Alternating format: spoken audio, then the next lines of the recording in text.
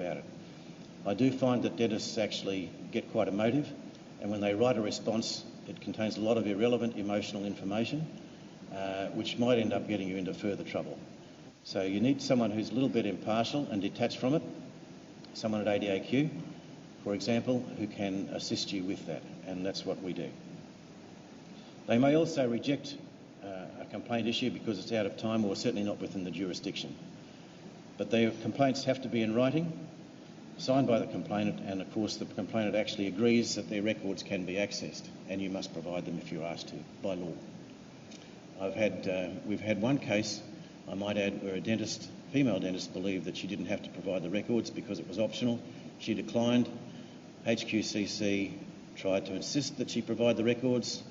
She refused. Eventually they got the hump and referred her to APRA, and she's now the subject of a dental board investigation for failing to provide records, and as well as her clinical standards and the performance of the treatment. Now, it could have all been avoided if she'd provided the records and made a decent submission in the first place. What they try to do, obviously, is identify what the patient is concerned about and the desired outcomes, and that's what they ask you to address. When you respond to them, please address what the patient is concerned about. Don't go into irrelevant stuff. Back in 2001, this patient attended and she had bad oral health or whatever. Look at the issues that are the subject of the complaint. If it's relevant, you put that in, but if it's not relevant, delete it. Their assessment is not an investigation. They try to gather information. They call it an investigation. There is an assessment process which is not an investigation. It may subsequently become an investigation. They ask you to go back, provide records, etc., and make a submission, and they try to resolve it. They do obtain independent clinical opinion. They have experts on tap, both in Queensland and interstate, and they will go to them to seek opinion about the clinical treatment you provided. And if necessary, by law, they must consult with the dental board, and if the dental board chooses to take it on, then HQCC invariably drops it, and then you find yourself the subject of a dental board inquiry. If they decide something, they will tell all the parties. I guess you shouldn't consider the HQCC the enemy. I believe it's a good opportunity to try and resolve something at a particularly early stage. They won't take sides. Their investigators are usually pretty capable and skilled at what they're doing. They won't lay blame. They won't say you're at fault or you're liable. They don't determine negligence. They don't award compensation. They won't tell you you must refund money or this is going to cost you a lot more than in terms of retreatment or compensation. And they certainly will not give a patient or yourselves legal advice. So, do you see where I'm coming from, in a sense that the HQCC is a body that just takes an issue, tries to examine it, work out what's happened. If it's a clinical issue which is really bad, they'll refer it to the dental board and the dental board may take it up. If not, they will try to resolve it. It may go from that stage into a conciliation process, and that's when some money may change hands. And we've done that on many occasions. I've been through lots of HQCC conciliation efforts where some refunds have been paid, and in a few cases some insurance money has been paid as well, depending on how bad the incident is and what the patient considers to be fair and reasonable as well, I might add. Now, HQCC handles several thousand complaints a year. About two-thirds of them, this is right across the spectrum in the health sector, about two-thirds of them are about treatment, which you would expect. But unfortunately, about one-third relate to communication, service issues, administration, and so on. And that's where your staff in a practice come into play, and yourselves too in the way you deal with patients. Insignificant number of complaints are about costs. The HQCC is not concerned about costs unless they are manifestly excessive. And very rarely does that happen in dentistry. I've not seen one yet. An analysis of the complainants making complaints to the HQCC suggests that about 60% are female and about 40% male. And I guess that's probably, in my experience from what I've seen and heard, about a breakdown of what practitioners may have in their private practice in any case, that proportion of patients. But unfortunately, 10% of their complaints are about dentists. And a significant number of those may be about the public sector, but I can assure you quite a lot are about private sector dentists as well. So, I think I might just spend a moment or so on the indemnity side of things in courts. This is an extract from an article which is going to be published in next month's ADAQ News. And basically, I'll just have to read the fine print. It comes from the Australian Institute of Health and Welfare, and it's an analysis of medical indemnity claims that have been processed over the past year. As you can see, more than half are settled by negotiated settlement. Very few actually go to court. That is the way it is. And a lot of them are discontinued for whatever reason. The complaint isn't valid, it's been through a process and someone said you've got no case to answer, or whatever. And I guess importantly, a lot of complaints, and certainly in dentistry, are settled for 10 grand or less. That shouldn't be a surprise, but that's a fact now. Well established right across the country. And big claims settle for 500,000. There are very few in dentistry that have settled for that amount. We have not had one in Queensland for that amount, but there was one in Western Australia not so long ago, within the last 12 months, that settled for over $1 million. And that really depends on a whole range of issues, and I can show you some examples shortly of how things can go pretty radically wrong. There was one complaint which went to court in Victoria recently, and the complainant was awarded some $530,000. There was an appeal made by the insurer, and it was dropped down to $300,000. But you can see that's a fairly sizable sum. And when you get sums like that being injected into a claims history profile, it's not surprising that insurance claims or insurance premiums do rise. So at ADAQ we try to mitigate that and resolve things as relatively painlessly as possible with the patients and with the dentist. Okay, turning now to some complaint issues. Why do people complain? This is a generic, if you like, statement about why people complain. And I see it written time and time in complaint letters. I don't want this to happen again.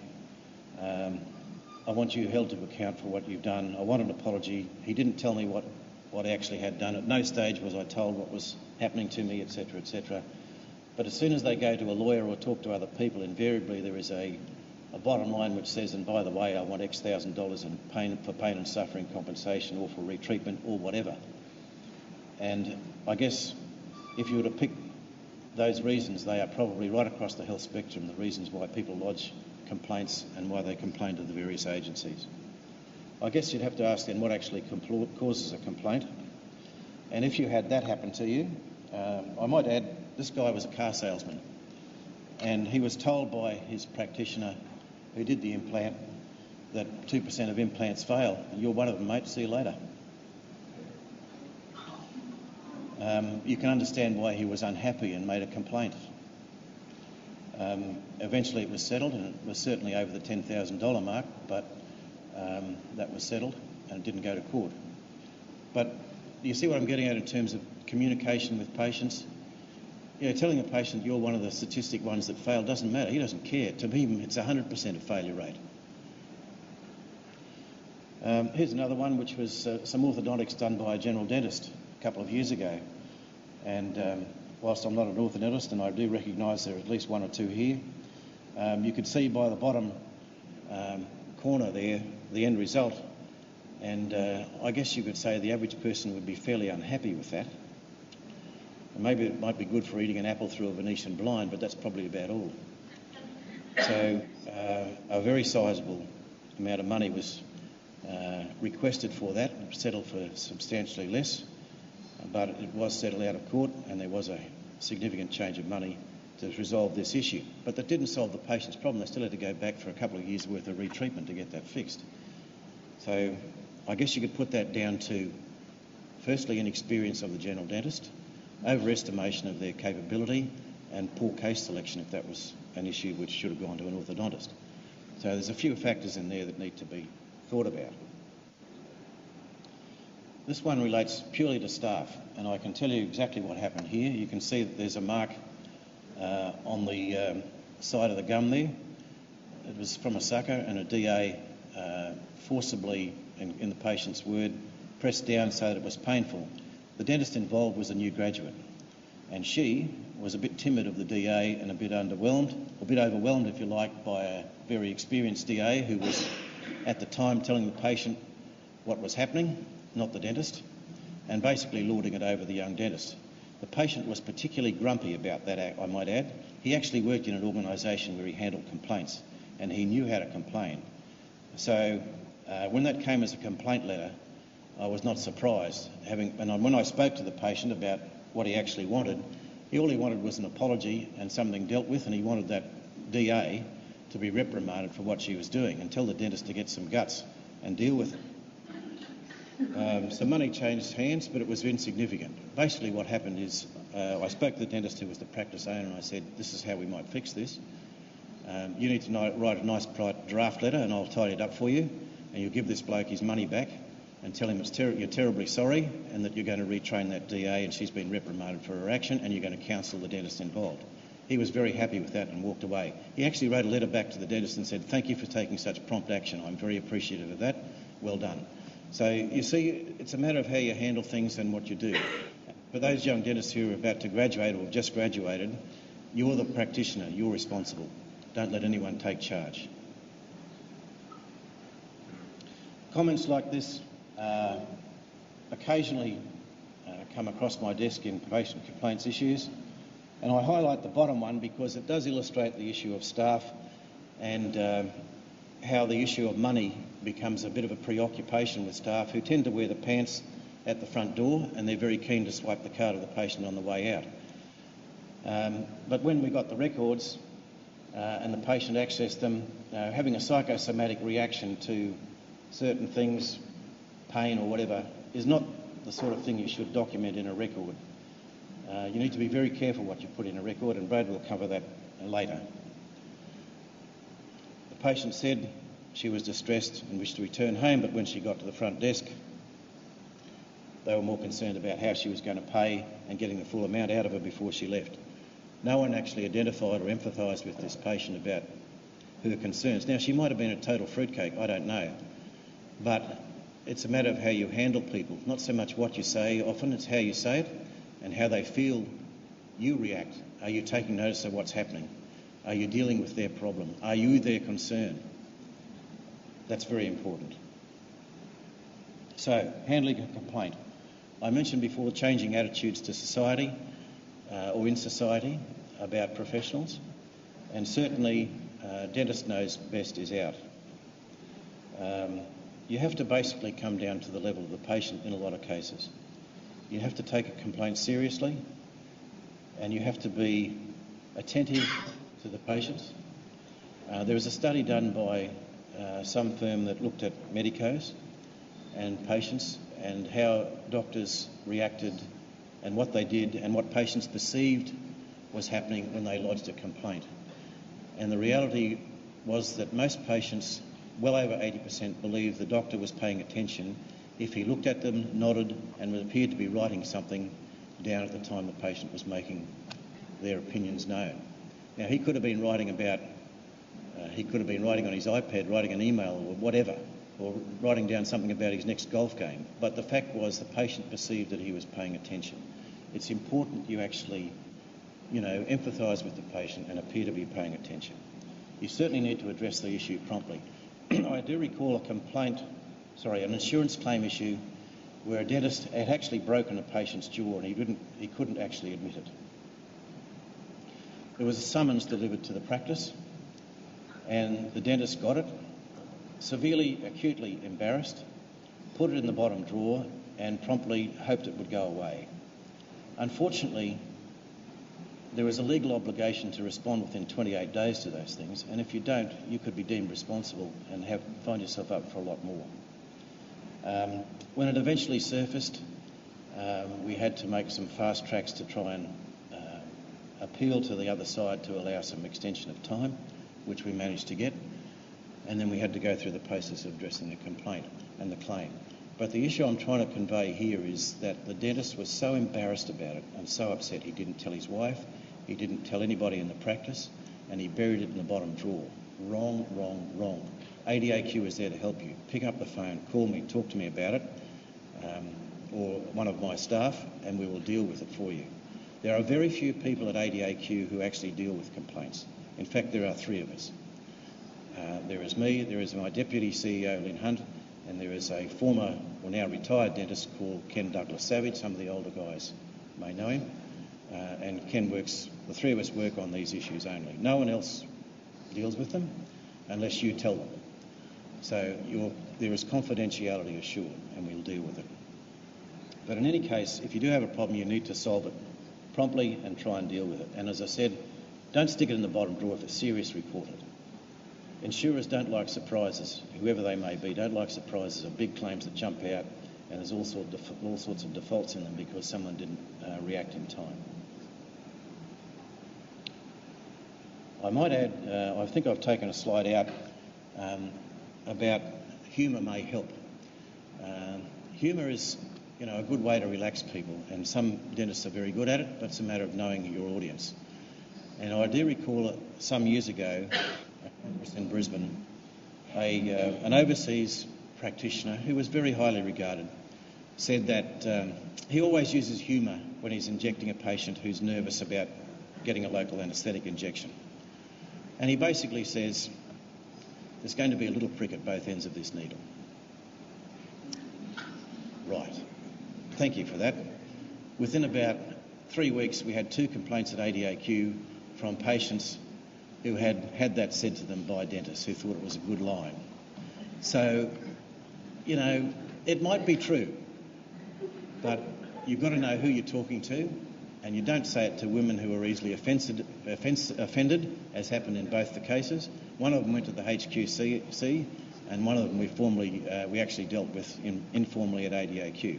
So while humour may be fun and games and all that sort of stuff, and you can be nice and friendly, you are the professional, maintain your professional distance. But be attentive to what's going on. Importantly, and I see this all the time in complaint letters, people are given reasons which sound like excuses rather than something that's someone is dealing with their problem. They certainly don't want to be told it's their fault, and they don't like to be made to look foolish. Perhaps more in the government sector, the rules were followed. It doesn't work. People don't care. They want their problem fixed. And certainly, as you can see from the previous example I showed you, people don't want to pay for unsatisfactory treatment. And basically, it works like something like this: unsatisfactory outcome followed by big bill equals insurance claim, particularly if the big bill is pursued for non-payment. So if a patient doesn't pay a bill, you need to find out why. And we've had some instances lately where non-payment of bills has resulted in a complaint, and when we delved into it, the complaint really was a matter of staving off the debt collectors because the patient didn't have enough money to pay for their treatment. They were quite happy to pay it off in instalments, but that wasn't even asked at the practice. So consider who you're dealing with. And they certainly don't want to be chased for fees, as I said, if the outcome is unsatisfactory, because that's one sure way for people to lodge a counterclaim that it's unsatisfactory treatment. I didn't pay it because it was bad treatment. Why should I pay? And that's the line they'll put to the HQCC to AHPRA, or to AHPRA if they do. And of course, patients don't want to feel they're being overcharged. So you need to be clear about your explanation. I can think of probably 50 instances where, over the years, patients have not been told that they're going to have root canal and there's going to be the cost of a crown after it. How wrong is that? Tell the patient exactly what they're up for. If it's expensive treatment, give them a written quote. If it's simple stuff, don't. You don't need to give them a written quote, but they should know what they're up for. Communication is the key. I did put in the slide about humour, but certainly, be clinical, pay attention, and draw a diagram. Give written information and written free quotes. I'll give you one other example. There's a dentist I know and actually respect quite a lot, who said to me when I first started this that he'd been practising for 20 years or so, and his first appointment with every patient goes for up to an hour, depending on how much time they need, and he doesn't charge. Now, maybe he doesn't need to, but he feels that by getting the patient in and explaining